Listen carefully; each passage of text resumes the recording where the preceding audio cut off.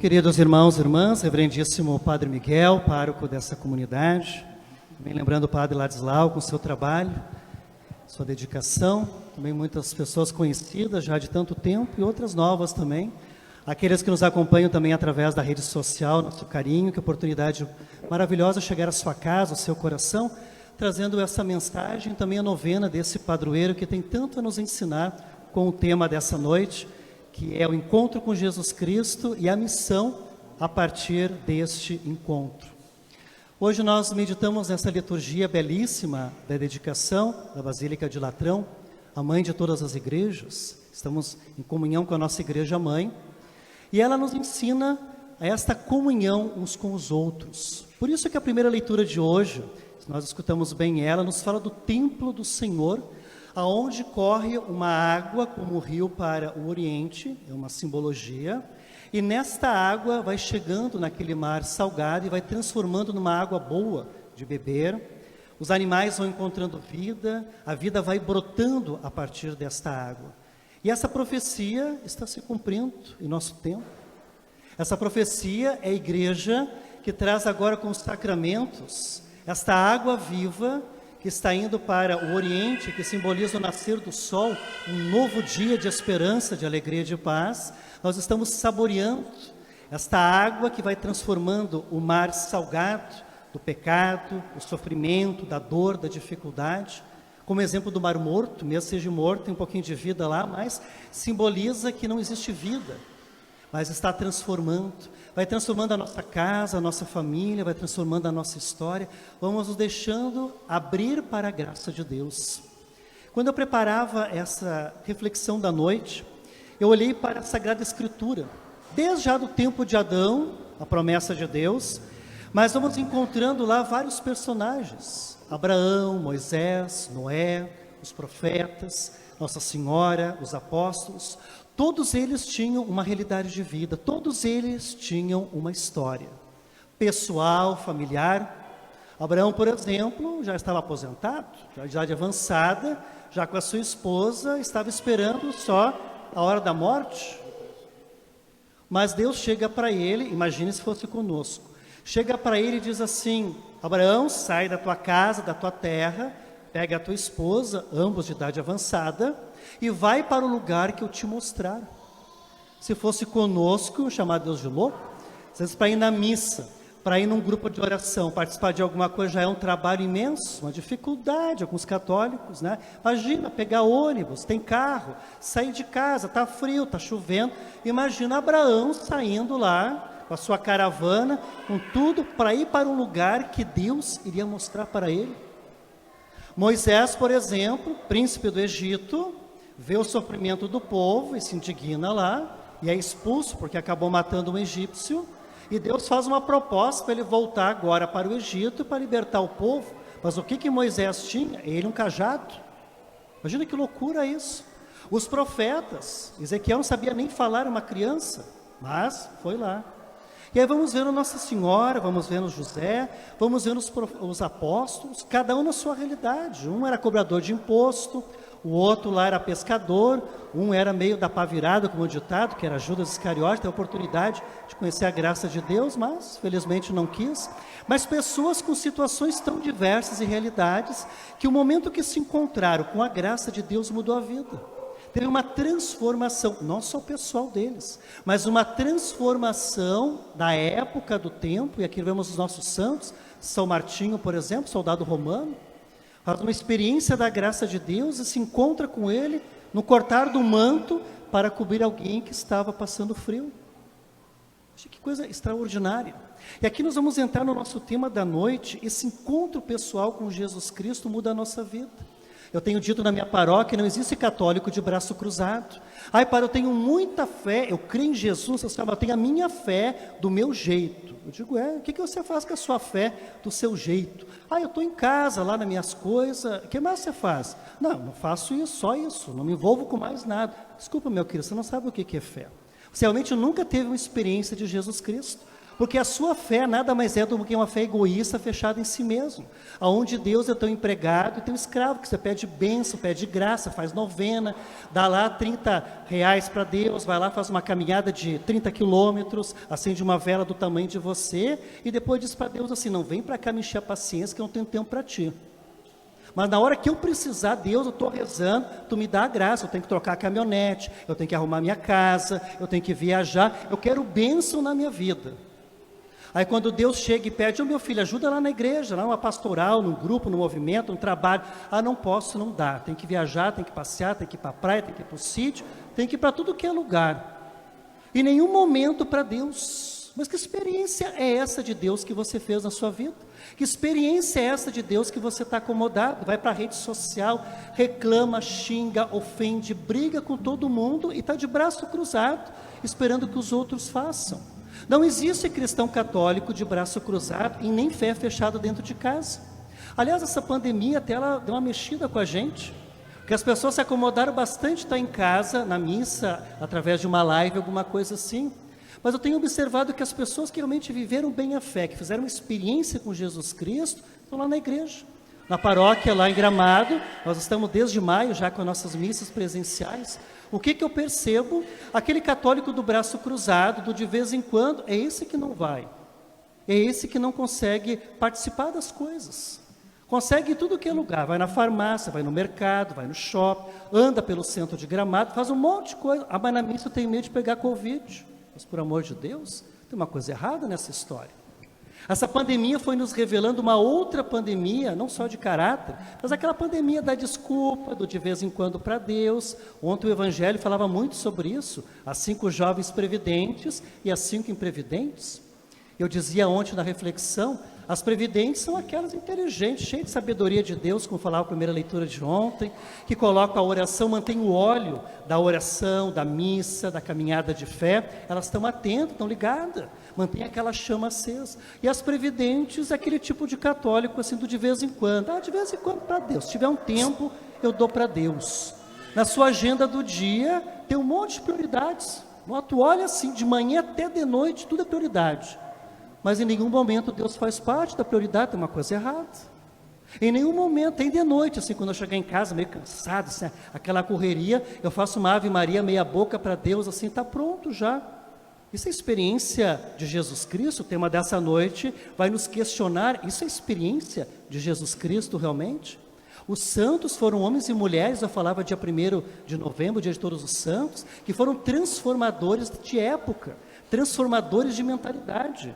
Homens, mulheres, jovens, crianças, religiosos, padres, bispos, enfim, casados, solteiros, que fizeram a diferença, mas não ficaram de braço cruzado, não ficaram achando desculpas, como as imprevidentes de ontem, não dá, hoje está frio, está isso, está aquilo. Olha Deus, eu quero bênção para a minha vida, eu quero graça. Se Deus não me dá graça, já pulo de religião, já pulo de lugar, já vou buscar em outros lugares, porque Deus é meu empregado, Deus é o meu criado que tem que me servir. E aí nós encontramos, infelizmente, na igreja, um péssimo testemunho. Muitas vezes as pessoas se afastam da igreja, também é culpa nossa, padres, mas muitas vezes olham para a gente, qual é o testemunho cristão que eu dou para as pessoas? Já numa acolhida, numa presença. Eu tenho feito essa parte, vou lá na igreja, eu rezo, mas quando eu saio da porta para fora, Deus o livre. Eu me lembro dos velórios, as pessoas chegam, padre, eu trouxe um bilhetinho aqui para o senhor, o que houve? Sabe o fulano que morreu? Olha, não sei, porque eu não conheço, nunca vi na igreja, porque na hora da morte todo mundo vira católico, né? E aí o cemitério, o padre tem que estar lá junto, se não tiver, cai a casa. Eu quero que o senhor leia aqui as qualidades dele. Eu digo, mas por que você não lê? Eu vou dar um momento das pressas ali, você fala, eu não conheço. Não, padre, eu não quero falar nada, o pessoal vai pensar que eu quero me aparecer. Eu digo, não, você faz ou não faço. Então não vou fazer nada. Mas o que tem a pessoa? Padre, a pessoa é tão boa, só faltava tirar a roupa do corpo para dar para as pessoas, ele é uma pessoa do bem. Só tinha um problema, bebia e batia na mulher e nos filhos. É ótima pessoa, né? Por isso que eu tinha que ler os elogios, porque se o outro lesse, está dizendo que está mentindo, né? Às vezes é assim que a gente faz. Lembra da igreja lá no momento do aperto, se o padre não for e não for como eu quero, né? Se Deus também não fizer, tipo de cristão católico a gente está sendo. Estamos fazendo a nossa parte realmente? Porque a missão, e eu dizia no Conselho de Presbíteros em Novo Hamburgo, e dizia para o Dom Zeno também, e para alguns padres, não adianta você fazer uma missão popular por aí afora, convidar as pessoas para vir para a igreja, falar 5 minutinhos, falar um monte de palavra lá, faz uma oração, vem lá para a igreja. Quando chega lá, nos encontra de cara amarrada, nos encontra brigando, falando mal do outro, xingando, ofendendo, e o padre também não está nem aí, vai adiantar fazer missão? Vai adiantar trazer as pessoas para a igreja? Não. A nossa missão começa no nosso dia a dia. Se eu não sei ser missionário na minha casa, com meu esposo, com a minha esposa, com os meus filhos, porque tem pais que perderam os filhos dentro de casa. Né? Tem pais que perderam os filhos dentro de casa, porque nunca entraram no quarto do filho, nunca foram lá dar um abraço, conversar. Padre, meu filho está lá no quarto. Eu tenho umas casas que eu entro, acho tão interessante, estou lá sentado na sala, o filho e a filha passam, vão para o quarto correndo. Nem bom dia, nem boa tarde, nem boa noite. Aí, de repente, lá do quarto houve um grito, ou quando manda um WhatsApp para o pai e para a mãe que está na sala comigo, me traz um copo d'água, me traz um lanche. A pessoa assim, dá licença um pouquinho, o filho está no videogame lá, eu tenho que levar um lanche para ele. Ou você tem um filho ou você tem um patrão na sua casa? Às vezes a gente não tem essa capacidade de entrar, de dar um abraço. Tem pais que perderam os filhos para as drogas dentro do próprio quarto. Perderam para a internet, tinha aquela tal de Momo, né? Ô bicho feio aquilo. E aquela tal de Momo dizia para as crianças, se enforca, te atira no precipício, te mata, e as crianças faziam. Eu dizia para os pais, mas como você não consegue nem mandar o teu filho lavar um copo que tomou água, ou arrumar as coisas do colégio, e uma pessoa estranha na rede social, sabe Deus onde é que anda aquela criatura, manda o teu filho tirar a vida, o teu filho se mata. Mas que história é essa? Porque nós não somos missionários em casa. Nós não estamos em casa fazendo com que os nossos filhos sejam pessoas responsáveis. Os nossos filhos são príncipes em casas e reizinhos, que nós passamos a mão por cima, fazemos a vontade sempre e damos sempre sim. E quando chega o não aceito o não e me revolto. Eu digo para os pais da catequese, pais, que eu faço entrevista com os pais, todos eles. Você vai trazer o seu filho para a catequese para quê? Padre, eu quero que o meu filho aprenda as coisas de Deus, são pessoas de Deus, que reza. Tem uns que falam assim, eu vim trazer essa praga aqui, ver se essa praga aprende alguma coisa. Eu digo, nossa, se o filho já está uma praga, imagina o resto. Eu digo, meu querido, a gente vai ensinar o teu filho a rezar, ser uma pessoa do bem, ser uma pessoa de Deus. A gente vai fazer tudo isso para ele. Mas eu quero saber quando ele chegar em casa, porque a gente vai ensinar a ir na missa, rezar, ler a palavra de Deus, papapá. Quando ele chegar em casa, vai encontrar vocês pais também fazendo a mesma coisa, ou vai encontrar falando mal do padre, fala mal da igreja, não reza, missa é bobagem, tudo. A criança vai dizer, mas o que eu estou fazendo aqui? Estou aprendendo uma coisa lá que em casa não fazem. E falam o contrário ainda.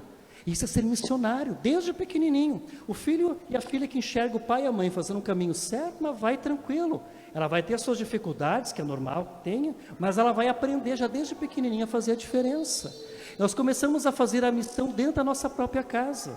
Não é a televisão que faz, não é a rede social, não é o joguinho que faz. Um dia eu fui numa casa lá, a criança jogou o aparelho de videogame na parede lá, não sei o que houve, que a criança está brava. Daqui a pouco ela gritou, que droga, ela falou outro nome que eu não vou falar aqui, né? Mas o que aconteceu?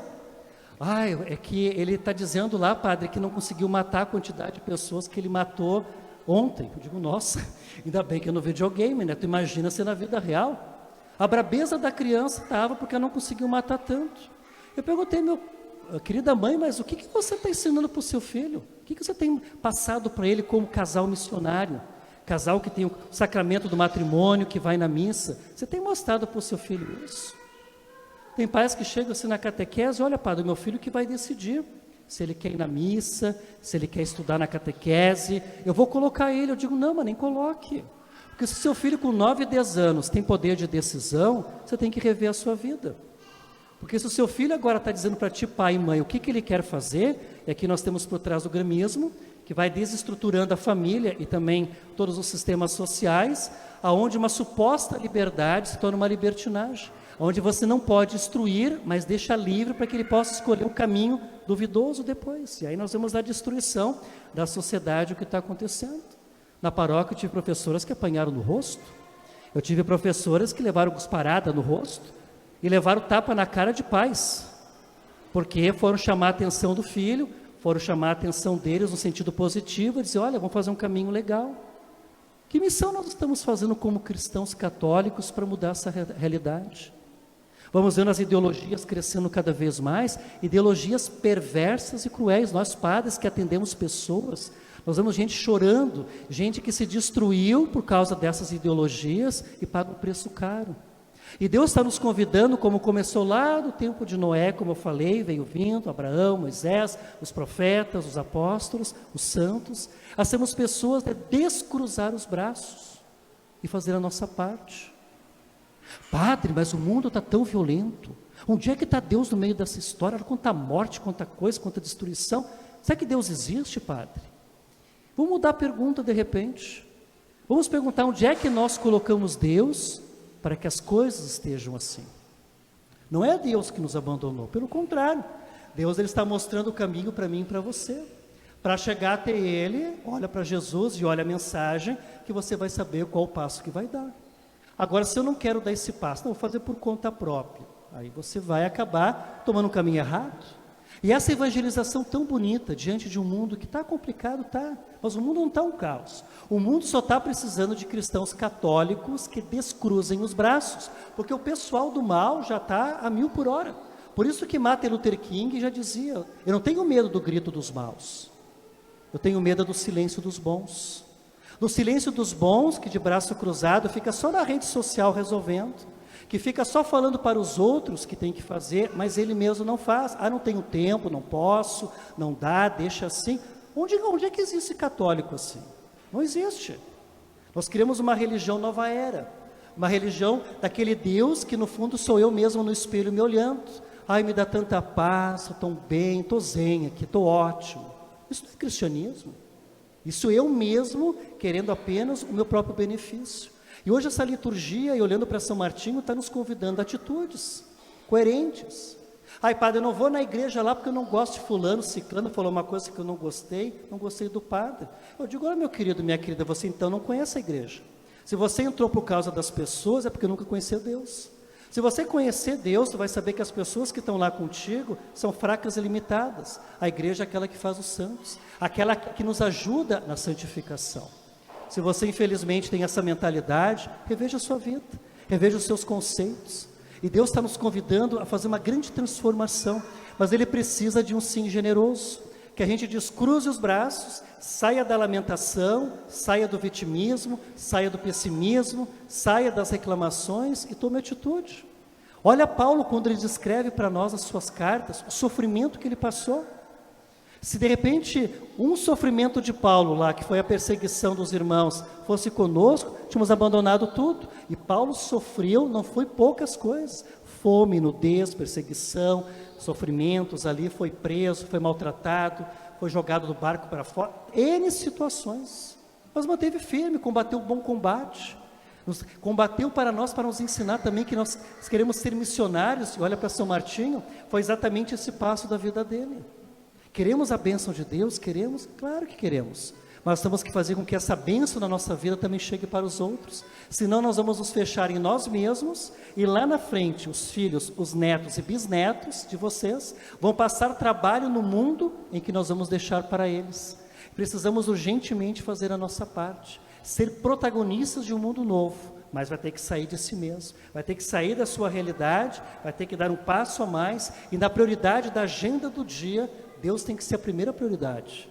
A primeira e a última dentro das outras todas. Enquanto Deus não for prioridade no meu dia a dia, infelizmente, eu como cristão, como católico, não faria diferença. Ser missionário, ser alguém que se encontrou com Jesus Cristo é mudar de vida, é dar o seu passo a mais, no caminho de santidade, no caminho profundo de dedicação e de amor. Cortar o nosso manto é cortar da nossa vida aquilo que nos sobra, aquilo que muitas vezes vamos acumulando dentro de nós e não partilhamos com ninguém. Partilhar o dom da graça de Deus é fazer como São Martinho, corta aquilo que de repente está te acomodando, aquilo que está te deixando muitas vezes preso em si mesmo, e partilha com os outros, faz o teu a mais. Hoje os cambistas no Evangelho mostram para nós que não é só aqueles homens que estavam no templo vendendo coisas. Os cambistas hoje do templo são aqueles que só querem bênção de Deus, só querem a graça de Deus e só querem usar das coisas de Deus. Do lugar da oração e sair daquela oração e mudar os outros, deixa quieto, eu não quero me envolver com nada, deixa como está. Aí não adianta.